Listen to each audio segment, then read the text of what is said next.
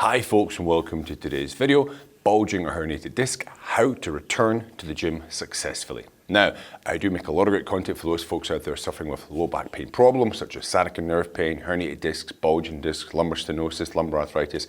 If that's you, hit that subscribe button. You'll be notified when I upload some great content to get you guys back on the road to recovery. But without further ado, let's get into today's video. So folks, today I want to talk about returning to the gym successfully during your recovery from your herniated disc. Now, I'm going to be showing you some examples of exercises in just a few minutes. Now, this came about 2 calls this week with a couple of rugby players, nice lads from the UK. And I've heard this quite a lot of people, you know, they're doing well in their recovery journey, they go back to the gym. They're not really sure what exercises they can do to get them back to where they their upper level, you know. Could be rugby players, American football players, you know, just generally fit, athletic people, and they want to get back to squatting and deadlifting, and they don't know the steps to undertake to get to that level. You know, these 2 lads, smart lads, you know, knew how to train. One lad was actually a personal trainer, but they just needed a little bit of direction, and I was able to help them on the call, give them some information. It's part of my free advice call that I do, so they can hopefully take the next steps to advance. But that spurred me on to do this video today, because a lot of people have been asking me before, like, you know, do you have some workouts available, you know, things that I can follow to get me back on the sort of the correct path to being able to squat again, deadlift, bench press, whatever, without hurting myself along the way. So guys, before we get into this, please go in the comment section and just type yes, boom, hit that up, okay? That'll let me know how many people are actually interested in this material, and because I'm working on something behind the scenes, sort of like creating some sort of workout plans, app, whatever, that'll help people start from very beginner level to bring them all the way back up to their sort of advanced, either professional, high level amateur, or just general, you know, gym bunny type of situation, all right? So please type yes into the comment section, and I'll know those guys are interested in something like that down the line that I can provide. Now, just as an add-on, there's going to be 2 videos that are going to pop up at the end of this one, so please watch all the way through, which are a couple of videos I made a while ago, but they do go through a couple of workouts that I used to do when I was coming back with my herniated disc, and they're just different levels of intensity, but really worthwhile checking out. But wait to the end of this one, excuse me, before going to check those out, okay? So, how do you herniate disc? You're feeling a lot better, maybe a little bit of residual pain, you want to get back into the gym, but you don't want to hurt yourself, okay? So you have to learn how to modify those exercises. And again, it does help if you can kind of look at your angle and then reverse engineer it, all right? So I'm gonna give you a couple of examples. 2 most common exercises people do in the gym, squatting and bench pressing, all right? Obviously, if you're coming back from a herniated disc and you jump into squatting too soon, all right, that's a lot of compressive force on your spine. If you've got a herniated disc, it does take a long time for that disc to heal, to scar over properly, dehydrate, etc., whatever happens at a cellular level. You do run the risk of re-injury. That's what I did to myself, actually. I had my injury, and it was March, in the month of March. This is back in the 2000s, mid-2000s, sorry. Didn't take it seriously enough. I went back to squat within 6 months, got to the bottom, did a bit of a butt wink, felt a searing pain down into my glutes and my hamstrings. That was the sciatica nerve, get another MRI, and yep, and the herniation had got a lot larger because I pretty much had just gone and done something really stupid, right? And that's when I learned to take things much more seriously and develop my own system and program to get me back in top health. So, 2 examples, squat and the bench press. Now, the video is going to pop up in a second. It's me doing a front squat there.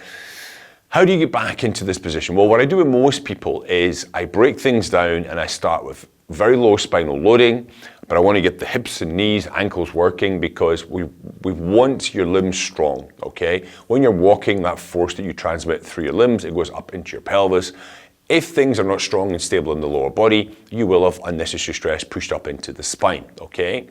Now I find that a simple exercise that people can do, just because they generally have to take a step in their daily lives, is a basic step up. It's going to pop up here in a second. So I start a lot of people out with the basic step up. Very small, maybe 8 inches high, roughly step. That's about 20 centimeters for those in the new system.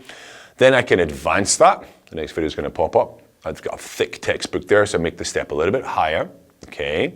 So what I'm doing is, basically I will run that phase for perhaps 4, 5, 6 weeks, okay, using one modality. Then I'll increase the height of that step. I'll run that another 4 to 6 weeks.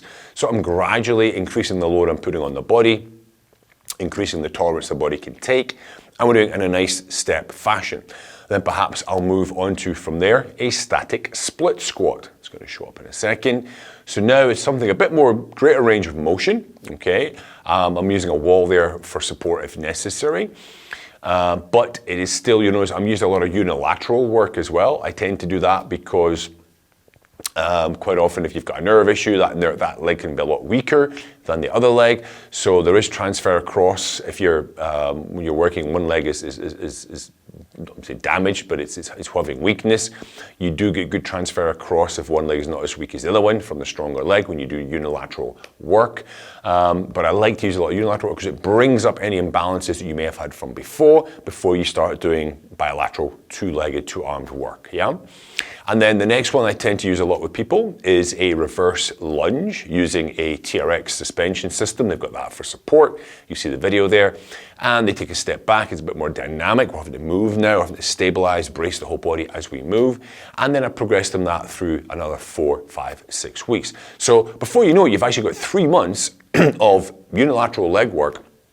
I haven't touched the squat yet. We haven't touched front squats. We haven't touched any barbell on the shoulders, but you've still progressed them in what we call a periodized manner. Periodization is a system of where you create a workout over the course of a year, perhaps. It could be 5 years for Olympics or 10 years. But when you're working with an individual person, it could be over the course of a year or 6 months, and you break it down into little segments, what's called macro cycles, where you try to attain a certain thing within that time, and you change the exercises as you go, okay? Now, if we look about bench press, for example, classic, bench. Now, a lot of people, when they do bench press, they go into the arch spine position, using heavy weight. It can be very stressful for the discs. So how I like to start most people off, again, it's unilateral work. This time, you'll see me there. It's a one-arm band press. Now, I really like this exercise. It's very low intensity. The person is standing. They can brace the spine. They are counter-resisting the rotational force of the band, so it gets them to engage the abs during a dynamic movement, which is great, yeah? So we move from the one-arm band press. I then move them to an incline one-arm dumbbell press. This is good because you're on an incline of a bench. You see me doing the exercise there. And I find that if the person lies flat, they have to keep pulling themselves up, on and off the bench. You pull the hip flexor, which pulls in the lower back, which can exacerbate that low back issue. If you're on the incline bench, it's much easier for you to come off the bench with less stress on the spine. Again, I'm using unilateral, so I'm using that one-arm dumbbell. That's basically engaging my abs as I come down. What you can't see there is I very often put a small Reebok step under the feet, which helps take out the arch of the spine, helps to flatten, put the spine into neutral on the bench, again, trying to protect that lower back. So again, unilateral work both sides, and then I would advance this, and you'll see it come up in a second, onto a one-arm barbell press, okay? Landmine, they often call it. I don't do it aggressive fast. It's very controlled movements, maybe 3 seconds down, 1 second up. Again, I'm using the core strongly there before I may progress them. And again, it's all one-sided work, working on the imbalances, before I then move them on to perhaps 2 dumbbells on incline, or perhaps move them on to bench if everything has been positive so far. And again, I take each phase 4 to 6 weeks. Okay, we build upon that, we build upon that, we build upon that. So that's an example of how I would periodize 2 very, very popular exercises, reverse engineer it. You've got your ultimate goal is to be able to bench press or squat again. You bring it right back to low impact, low spinal loading exercises, teaching you good form to get you to that long-term goal. Now, obviously, I would advise working with somebody, trying to enlist a good coach who understands these things, so they can build a program for you, okay? But I said there is 2 videos that are going to pop up in a second that I created, which do lay out examples of the exercises and the repetitions, etc. So definitely check them out and give them a try as well, all right? Okay, guys, listen, hope this video has been useful for you. Don't forget to like, share, and subscribe. And if you are interested in some more information about these kind of workouts, or would you like something produced potentially that I'm trying to do for people? Just type yes in the comment section down below. And if you do want to reach out to me, ask me questions or whatever, you can hit me up in the email. It's down there in the description. If you want to book in for a free call, a free advice call, it's 45 minutes. I do that with a lot of people this past week or so. Hit me up down below. You'll see there's a Calendly link. Hit there, book in. I'll have a chat with you guys and see if I can put you on the road to recovery. All right. Have a great day, folks. I'll see you next time.